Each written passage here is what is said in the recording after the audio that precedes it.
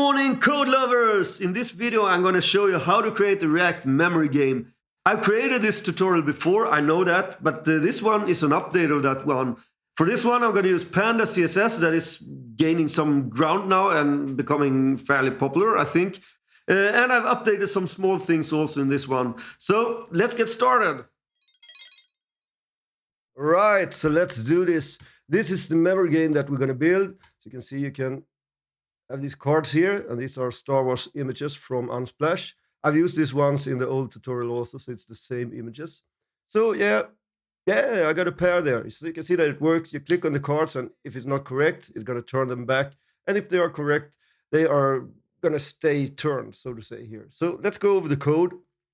So go inside the code editor and make sure to download the starter file, because I have some stuff here to start this off. I'm not going to start from scratch on this one. For example, I've installed Panda CSS, and if we look at the package.json, you can see I have Panda CSS, I have the types, I have Vite. So I've set this up with TypeScript and React and installed, and actually those style components shouldn't be there, so I'm going to remove those. So this is how it should look. So we have React, TypeScript, and it's done with Vite, and we have the Panda CSS. And as soon as you run npm install, Panda CSS is going to create this local folder called styled system. You have this styled system to use when you create your styles. You can see here that I have a card. I've already created this component, kind of scaffolded out for us. So we're going to fill this out with more code. And we have the app component here. So these are the ones that we're going to need for this tutorial. So the app and a special card component. So let's start off in the app component. But first I can show you this utils.ts here. I have this shuffle array. We're going to use this when we shuffle the array. Probably you won't need to use it anymore, actually, because I'm already doing this in the setup.ts, because here I have a function that creates a board, and I essentially import 8 pictures here, 8 images, and the back for the images. And then I have this function here that will shuffle the array. So I create an array with these images, and then I create double up those images because we need a pair of the images. So I create a new array here, I spread them out. So we have 2 images of each. And then I create objects of them here with an ID. I say if it's flipped, and the front image is going to be the image. And it also has a property that says clickable, if it's true or false. So we're going to use that later. And we have a matching card ID for this one. So it's going to be the exact image of the one in this object here. So it's the corresponding image of that one, so to say. So if you want to know more about this, please check this out more in detail, and I won't go through it more now because I want to start creating this memory game now. So we go inside the app.tsx. So from Panda CSS, we import something that's called grid, and we have to import it from .. And you can see that we have this styled system here. It's a pattern, so we import it from patterns. So this grid is kind of a little more easy to use if you want to create a simple grid. They already created these patterns for you. So they have a lot of them actually, but we're only going to use the grid here. Then we import the container from styled systems patterns. It remembers this one now, so it finds it automatically, so to say, so you don't have to type it out. And then we're going to need the card component. Import card from components, card.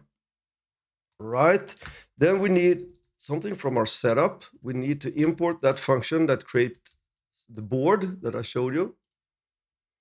And then we need some types. Import card type from setup. So from this setup file, you can see that I also created this type for this card because we're in TypeScript now, so we want to type everything as good as we can. So go back to the app. Yeah, I think that's all of the imports that we need. First, we're going to create a state because we want to have our cards in a state. So const cards, set cards equal. And from React, we have useState. And we're going to call that function create board to create our board with cards. Then we're also going to keep track of how many match pairs the user have. Match pairs. Set matched pairs. React useState. And we start off at 0. And this is everything I'm going to do here. I'm not going to have a score or something like that. So you can extend this application yourself if you want to do that. You can probably add on as much as you want. but I'm not gonna do that here. I want to do a very basic card game to show you how it works, and then you can learn and extend from that and try out yourself to add on stuff to it. We're also gonna keep track on which card is clicked, because first the user gonna click on a card, and then if it's the first turn, it's gonna stay up until the user clicks on the next card, and then it's gonna evaluate everything and either let them stay up if it's a matched pair, or it turns them back. So clicked card, set clicked card. React use state, and this one can be undefined, or it's gonna be a card type. So we start up with undefined, shouldn't be 2 pipes. So these are the states that we're gonna have. And then we can actually calculate also if the game is 1. So const game 1 equals, if match pairs equals to the cards dot length divided by 2, then we know that the game is 1, because this length of this card array is going to be double the size of the actual images that we have. So 1 pair is 2 images.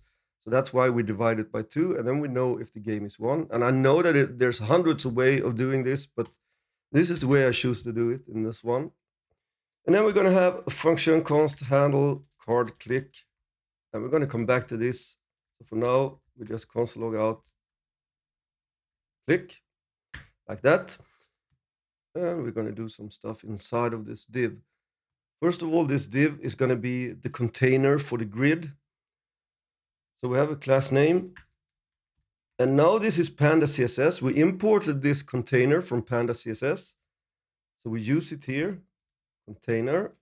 We provide it with an object where we have our styles. So we set the padding to 0.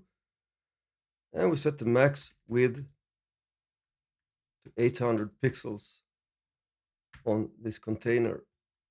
And you can see that it complains now because we need to have these as strings. So that's the container.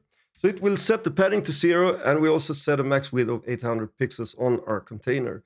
Then we're going to have another div inside of this one, and this is going to be our grid of cards. So class name, we call the grid function that we imported. We provide it with a style object. We want it to have 4 columns. So columns 4, the gap is going to be 4 also. And then inside our grid, can do some formatting here also. We're going to map through our cards. Cards.map. And we have a card, parenthesis, we make an implicit return. And we use our imported card component. It needs to have a key as we map through stuff in React. So we have the card ID, it's going to be unique. We give it the card as a prop. And we have a callback function for this one. And that's going to be handle card click. Self-close it. So save this one, and we can just check out the cards. You can see that I created these props for this card. We have the card and the callback, and they are typed here in the card component. And now it complains because, yeah, they are unused. So that's why it complains now. We can try this out. So let's check it out here. We have our cards here. We mapped them out correctly here. So we have 4 by 4. That's 16 cards. That's great. Now we need to style this card also. So go inside of your card component. And now we're using Panda CSS. That's CSS in JS, so to say, but it is static, so we can't use dynamic variables and stuff like we did, for example, with style components. But in Panda CSS, we can create something that's called a Panda recipe to create different variants of this button. A Panda CSS recipe like this. So we create a const. I name it img card. You can name it as always to whatever you want. And then we have something that's called CVA. So we have to import this one from Panda. Import. We're going to need a CSS function, and we need the CVA function from ..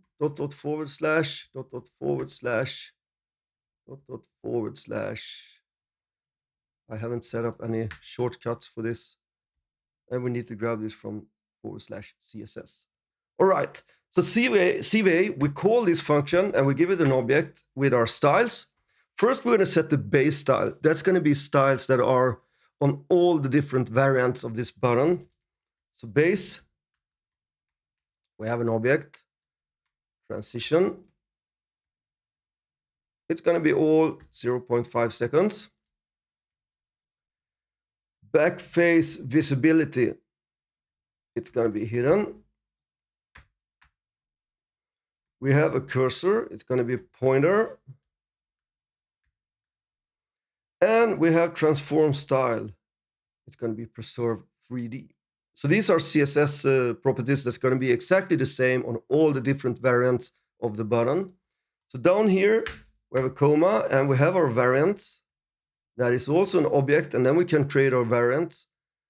So I'm going to have a variant that I call card type. And it's going to have 4 of them really, because we have both front cards and back cards. So probably not the best naming here, but I'm going to call this one front card is flipped. The front card is going to have a style when it's flipped and when it's not flipped. And also the back card is going to have the same. So here we have a style object. The set index is going to be set to 2.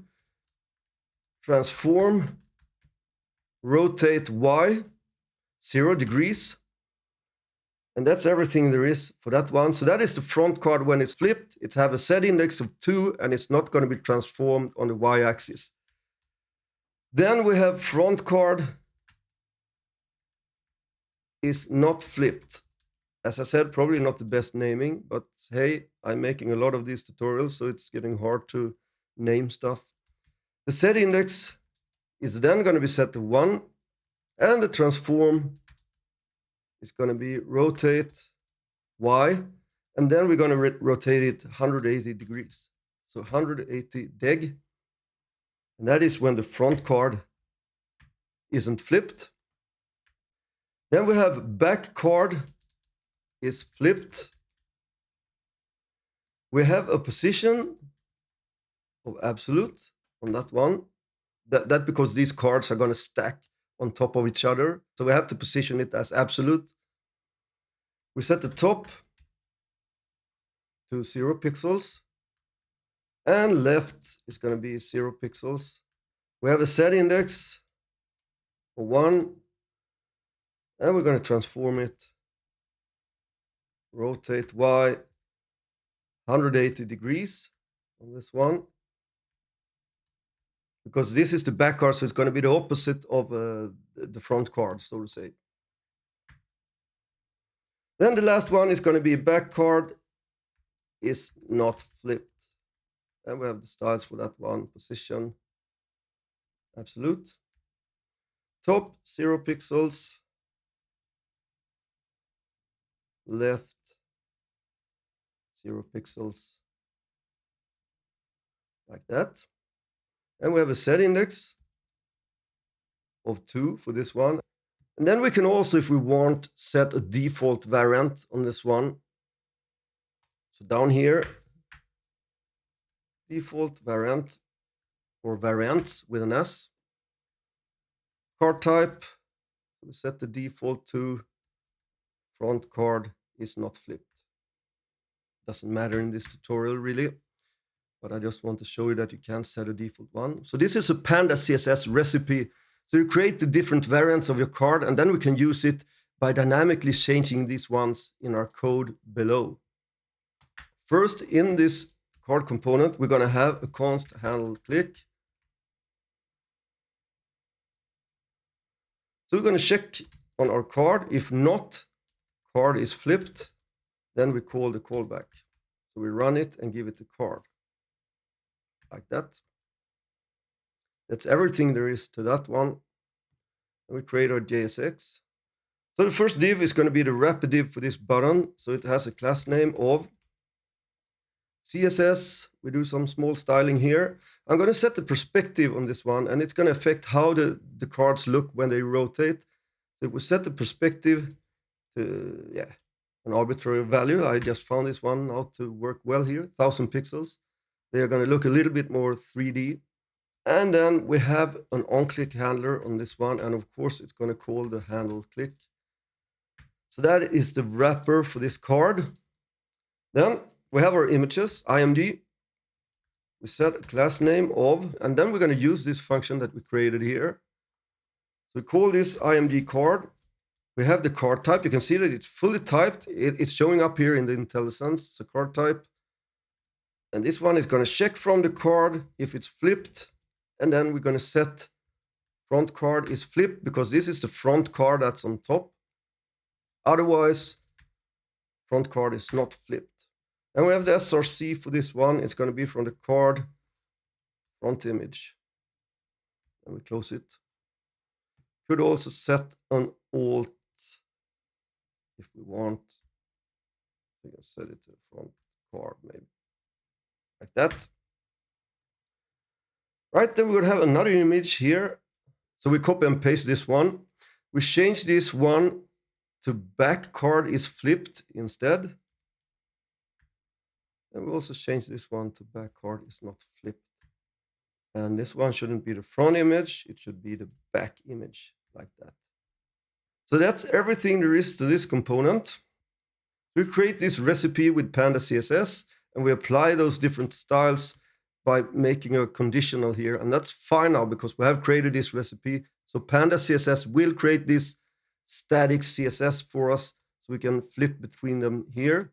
So you should create a recipe like this or use CSS variables or something like that. Let's save this and go back to our application and see. We have our cards, but of course it isn't working now because we need to have some logic also to this one. But you can see it registers that it clicks the card. That's great. So in the next part, we're going to create the logic for the actual card game. We have styled it now, and that's enough with styles. So the only thing left to do now is to create the logic. All right, we have the cards. We're going to create the logic now to make this work. So go back into the code and inside the app component. We have our states. We have our variable that tells us if the game is won. And we have our handle card click function. So that is the function that we're going to create now. So remove this console log. And the first thing we're going to do is to actually flip the card that is clicked. Flip the clicked card. And we do that by changing our state on this card. So set cards. We have our previous state. And then we can map through that state because that state is going to have all the cards. So previous map. And we have a card. And we're going to check if the card.id equals to the actual card that we are getting here for this function. So we actually have to fill this one in also because we're sending in the card from the card component. When we click, we are sending along the clicked card. So current clicked card. And it's going to be of the type card type. Of course, we're not using every property on this card. So you could also send in the ID for itself, for example, and not send in the whole card. But for this little tutorial, I thought it was easier to just send along the complete card object. So card ID is going to equal the current clicked card.id. Then we know that that's the correct card. If it is, we're going to change the status on that card. We had a property called clicked. First, we spread out the cards, we get all the properties, and then we change the flipped to true. Otherwise, we are just returning the card as it is. So that is a one-liner for this one. You could make it more explicit if you want to do that on several rows and have a return statement and stuff like that. It's up to you. So let's see if this works. We save it, go back. And we click. And you can see that we can click the cards now. And here I can also actually show you that perspective because you can see now when I click this, it's a little 3D perspective. So if we go back to the code in the card and we set this one to 0, the perspective, go back, you can see that it is messed up here. So if we change this one back, or if we remove it completely, reload it, yeah, you can see it's not that great if we remove it completely. So perspective 1000 pixels.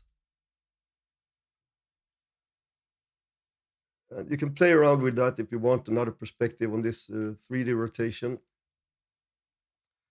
All right, go back to the app. So we have flipped the card. Then we need to do some other stuff here. We're going to check if not clicked card, because this little state that we have here, if this one has a card, we know that the user already have clicked one card. So this is going to be the second card of the pair that the user have clicked. But if there's not a card there, we know that this is the first card that the user clicks. So we set the clicked card and we give it the current clicked card. Because this is going to be the first card, we can just return. We don't need to do anything else than actually just flip it and set that the user has clicked this card. So we return from that one. So this is here, the code will stop here if this is the first card of the pair that the user clicks. Otherwise, it will continue on down here. So then we need to check if the card is matched. Const is matched equal. We checked for the clicked card dot matching card ID. If that one equals the current clicked card ID, we know that it's a match, right? And then we can continue on to evaluate this one. So if it's not a match, wait 1 second and flip the cards back, because we have a little delay so the user can react and see that, oh, hey, this was wrong. But after 1 second, we turn them back again. If not is matched, we know that it is wrong. It is not a match. We set the timeout. We have an inline function. And inside of this timeout, we're going to set the cards where the previous state. And we map through the cards as we did when we flipped the card. So prev map, we have a card. And we check if the card.id equals to the clicked card.id. And we also want to check if it's the current card. Card.id equals current clicked card.id, because we want to turn back both of the cards, the complete pair. Then we return the card with a change property flipped. It's going to be set to false. Otherwise, we return the card.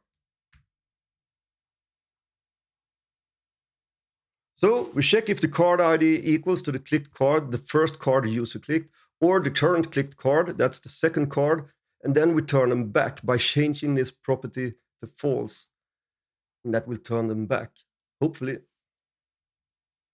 And then the last thing we want to do is to set the clicked card to undefined, because the turn is over. And also we want to set another state here, and that is a state with the matched pairs. So here, if it's matched, set matched pairs. We have the previous state, rev +1. All right, and I think this is it. It will probably not work because it's easy to make a mistake here. No, it isn't working. It is something wrong here. So we have to do some bug fixing here. Yeah, and that is because I forgot to set this to 1 second. Of course, it should be like this, a comma and 1000. And now it should hopefully work. Yeah, it works. Like that, and it stays up, so that's great. So this is an easy little way of creating a memory game like this. So it's not really that complicated. You can see the main component, they only have 55 rows of code. And you can add stuff here to make it a complete game. And hopefully you enjoy this one. Panda CSS is also great. I started to use it now to kind of evaluate it, to use it in more projects. And I think it's really, really great. So hope seeing you in another one.